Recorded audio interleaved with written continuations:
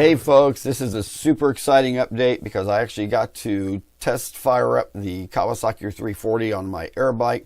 So this is a mega AirBike update. If you're new to my channel, I am Dag and I'm obsessed with giant scale model aircraft. And I'm talking up to 15, 16 feet.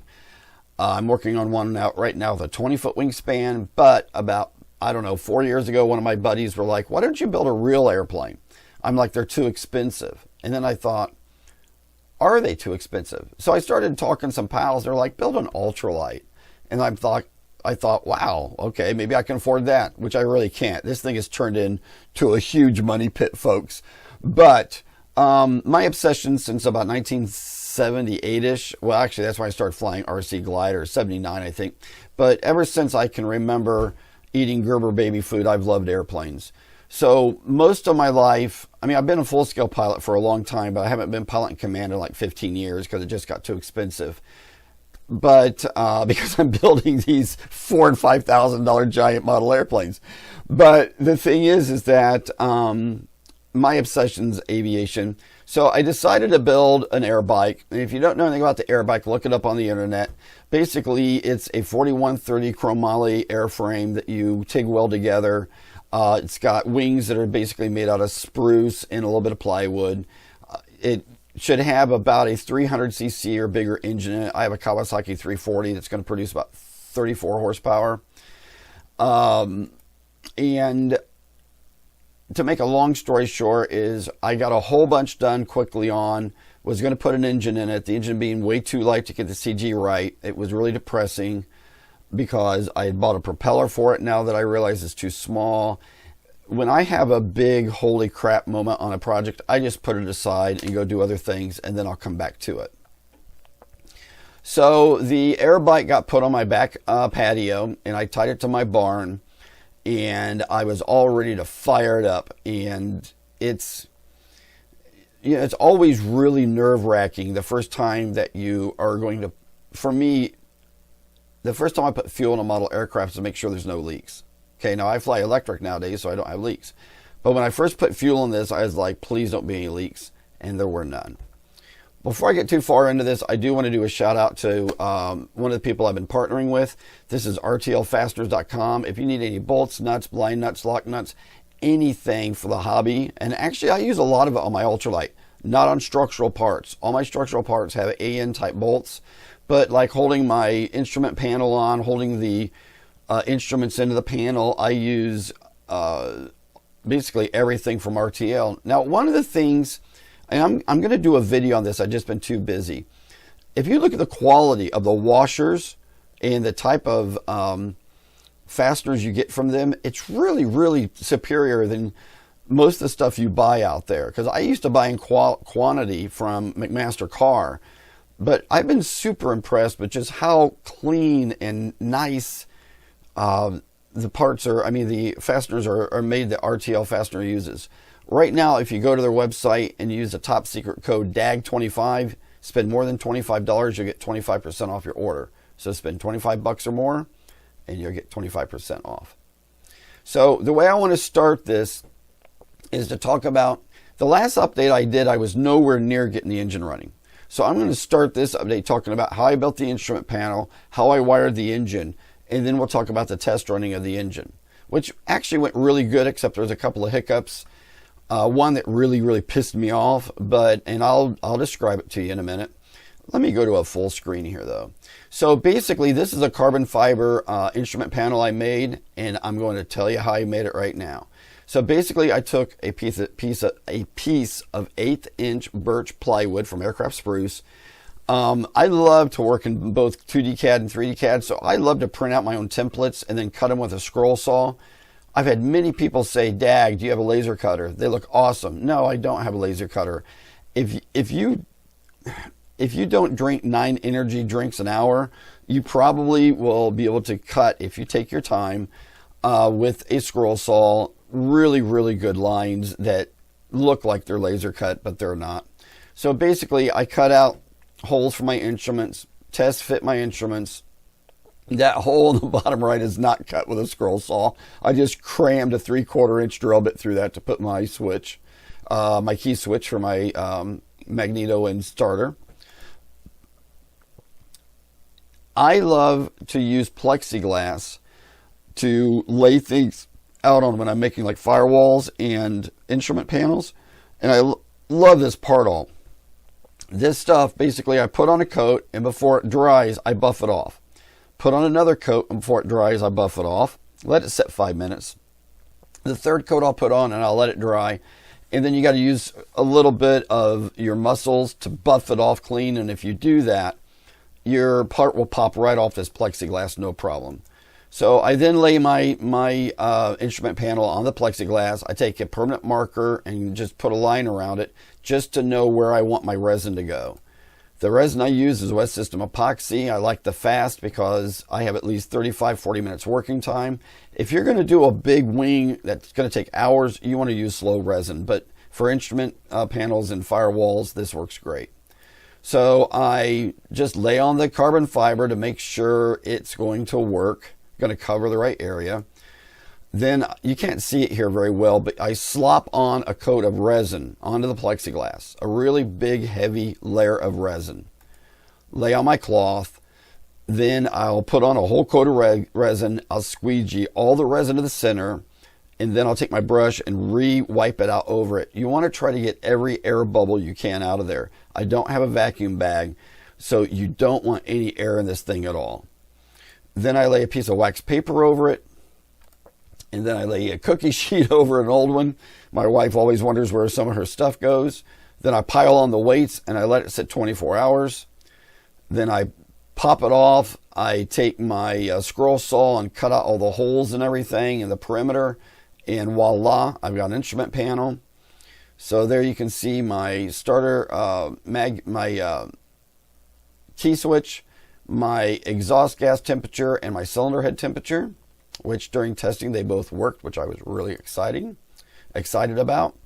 And look, everybody, this is just basic, but I think it looks slicker than snot. Same thing on the firewall. Make sure you seal the front and back in any holes for moisture, because most ultralights will sit in hangars or trailers. This is my magneto voltage regulator mounted, my fuel pump, and my starter, which that starter solenoid I destroyed. Bought a new one and it works, and I'll explain why I destroyed it. I lengthened the wires, and I know, look, all the haters came out about 10 years ago when they saw me soldering wires, says, you can't solder, you got to use crimps. Well, first of all, they're full of crap. There's actually a white paper made by NASA where they showed their approved ways of soldering connections. Not that I did these in the NASA way, but I've done soldering like this for 30 years, everybody, on everything from Triumph Spitfire cars to my model airplanes to motorcycles.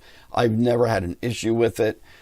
I hate crimps in the middle of a wire like this because I think they look horrible and they're hard to get through holes and stuff. But I do put on 2 layers of my shrink tubing. So I solder the wires. I put the shrink tubing on, shrink it, and then I put clear shrink tubing on over it, just as a visual way to make sure everything there looks nice and clean. So I'd extend the wires. I really started to make a mess here with all the wires. Look, everybody, you got to stay so ahead of the game when you're wiring up something like this to make sure that you just have an abundantly lot of wire, because if you end up short and you got to splice again or solder again, it feels really demeaning, like you didn't know what you were doing. Here is the engine remounted on the airframe. And it's interesting because I had a NASA engineer reach out to me and tell me that this wouldn't work and that I could kill myself and leave my family without a dad and a husband. I explained that AirBikes have been done like this for many years. There's 200 plus flying. Try to share the engineering information with him, and he said it's all wrong. This isn't going to work. The vibrations are going to destroy the airframe.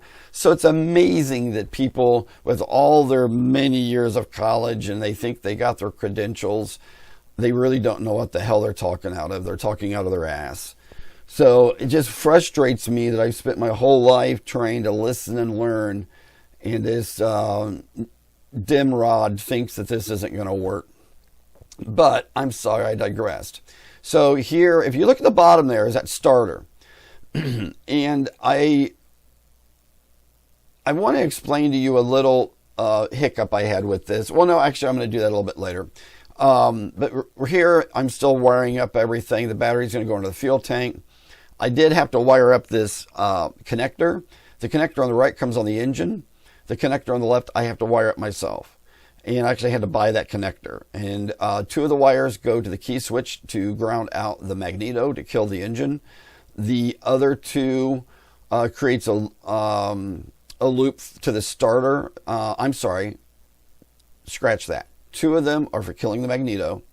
2 of them are coming from the alternator that goes to the rectifier and voltage regulator. And then you have a ground wire. Okay, that's all that's right there. I did get me one of these really cool MMG lithium ions. This thing weighs nothing. I think it's full of hydrogen and helium and fairy dust. It absolutely puts out the power to turn this engine over. I mean, unbelievable. You'll see how good it turns it. And it's amazing because I've actually got a voltage regulator, a voltmeter on this, and I don't lose hardly any power on this thing when I start the engine. Now, my voltage regulator rectifier, is recharging it, but this is just the coolest battery in the world. But we'll see how long it lasts. On Amazon, it was either like all 5s or 1s, and I think the 1s are the competitors coming in line. So I did mount it under the battery. You'll see some 3D printed parts here, but I need to warn you, don't ever use 3D printed parts on an aircraft that's going to fly with your butt in it in a structural way that it's in tension. Because if the 3D printed part fails, something could fall off your airplane. I use them in compression. I use them to hold things in places. So really think about how you're engineering the part. If you're going to 3D print parts to put on a plane, you're going to put your ass in and take into the air. But I put everything so that even if the 3D print completely failed, nothing could fall off the airplane. Okay. That's another view of the battery under there. Now here's the story of the starter. Notice the starter's not there. The starter solenoid. So here's something, everybody, that you got to be really careful of. And I'm not mad at anybody for this, okay? And I knew this from back in the 80s when I worked on muscle cars, and I just had forgotten.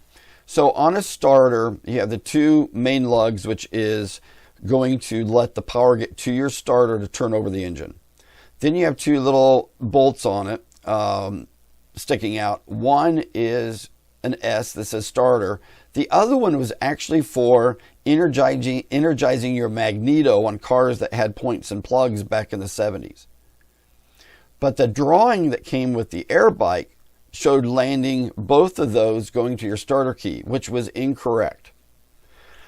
And you're supposed to actually ground the chassis of the starter to the airframe, and then that switch battery, which is grounded, then that switch wire that goes to your battery creates the loop. So I had this starter on here, this starter solenoid. I turned the key, nothing. Got out my meter, checked it out, and thought, okay, the starter's a piece of crap. So I took the starter solenoid. So I took the whole starter solenoid apart, and it's fine. But then I noticed in the bottom of it that the coil wire is grounded to the chassis of the starter solenoid. Then it hit me. Bingo, bango. I'm supposed to ground the chassis of the starter solenoid to my ground on my airframe. It was a complete screw up on my fault. But sometimes when you just see a drawing that comes with something, you just think, hey, that's right. And it wasn't. Now, there is one really mysterious big piece of crap in this picture I want you to see. Right here, this little primer bulb, I hate these things. And believe it or not, it caused me to have a nightmare of a time getting this engine to run. I know there's some really good quality ones out there, and I've had a couple of friends with paragliders that's actually had their engines die because these things malfunction. Mine was a complete turd from day one, but I'll talk about that in a minute. So overall, I got everything wired up. I threw on my homemade exhaust system, which, by the way, worked perfect, baby. All these people are like, oh, that exhaust. I love redemption. This thing just ran great, everybody. So, yeah, so here it is outside. I fueled it up, didn't have a single fuel leak. started it up, and at the end of this, everybody, I'm going to play 3 videos of it running. I'm not going to sit here and let it run and me talk behind it. So at the end of this, you're going to see 3 videos of me testing the engine, breaking it in some. So I started up. It runs really good. Got a little bit of vibration, but that doesn't bother me because these engines do I mean, there's no vibration in the airframe. The engine itself shakes a little bit. Now, I had some air bubbles in the fuel line, I noticed, and I did on my fuel filter, didn't have it cranked tight. So anytime you get air bubbles, it goes a little bit, it's causing the fuel float bowl to change a little bit. How high how do I say this? The fuel's not going in. The floats are trying to work as fast as they can to keep the level right, opening and closing the little valve on your float bowl on your carburetor. And when you got a lot of air bubbles going in there, sometimes there can be so many air bubbles that you start to actually run out of fuel in the float bowl. And I found that problem out. So one reason I got a little bit of a vibration in the first couple of videos is because of that problem. But this little bastard right here, look how it's still closed. It sucked up. When the engine was running, it died. And I'm like, why'd it die? And of course, I'm not going to look at the obvious. I'm going to start troubleshooting everything else, taking crap apart. But I looked down at this and I'm like, wait a minute, why is it collapsed? So I unhooked the hose on both ends and it stayed collapsed. That's how messed up this thing is. The valves inside this are junk. So I took this thing apart, and there's 2 little rubber reed valves in there that had turned into like little balls and were jammed into the holes. So this thing's just a piece of junk. So look, everybody, that's this part of this video. At the end here, I'm going to play the 3 different videos, and I'm going to do more updates as I'm doing more testing. But I need to give you an overall right now review of what happened with the testing, since I'm just going to play the videos and you're not going to see anything at the end. When I went to build this airplane, I went down the path of going to use a model aircraft 250cc engine on a belt drive. And it was so light, it had enough power, but I never did any of my calculations of what it would do to my CG. And I couldn't get the motor to go far enough out on the motor mount to get the CG right without still adding 20 pounds to the nose of the airplane. So I was taking a motor that was going to have enough power to fly me, but there wasn't going to be any extra power. And then I was going to have to add 20 more pounds to the nose of the airplane, about 26 pounds, to get the CG right. I need a motor that weighs in about 50 to 60, 70 pound range, not 25 pounds. Okay? And I bought a propeller that was sized for that 250cc engine, warp drive. Yeah, I think that's what it's called. And pardon me if I just missaid their names. I've got it all over my mind. And I'll put in at the bottom here if I said, I'm sure it's a warp drive. But beautiful prop, beautiful design. And the thing is that this engine should not exceed 6,800 RPMs at its red line. So I start the engine up, and I mean, it revs right up to, I started it and had it at 2,200 RPM and let it run a long time. Well, I ran it until the primer ball collapsed. It took me an hour to figure it out.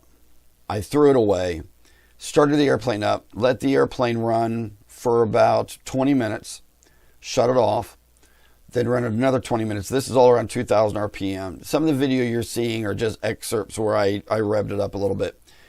But at the end of all my testing, I wanted to take it up to the RPM, and I thought my tachometer can't be right because I kept going way past 6,800 RPM. At one time, I got to 8,000 RPM. And I'm like, something's wrong here. And then it hit me. My prop's way undersized. So I called a friend or two, ultralight guys, and like, hey, do you got a 340 on any of your airplanes?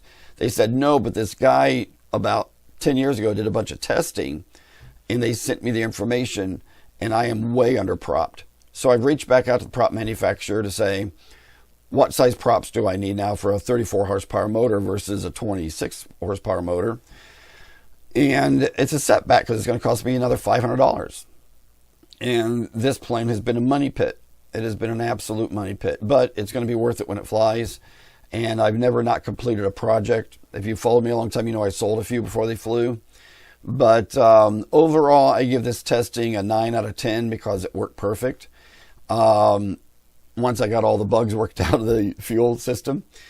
And the props are way too small for this engine. So that's it, everybody. So look, if you haven't liked and subscribed already, please do that. As you know, between my Patreon and sponsorships and my YouTube, I'm trying to make enough money to pay for my hobby without having to use my daughter's college fund. So rock on, everybody. Have a great day, and I'll see you next time. And there's going to be a lot more updates on the ultralight coming, on the AirBike ultralight coming soon, because I'm getting back to the wings actually this afternoon, and I'll do an update next couple of days on it.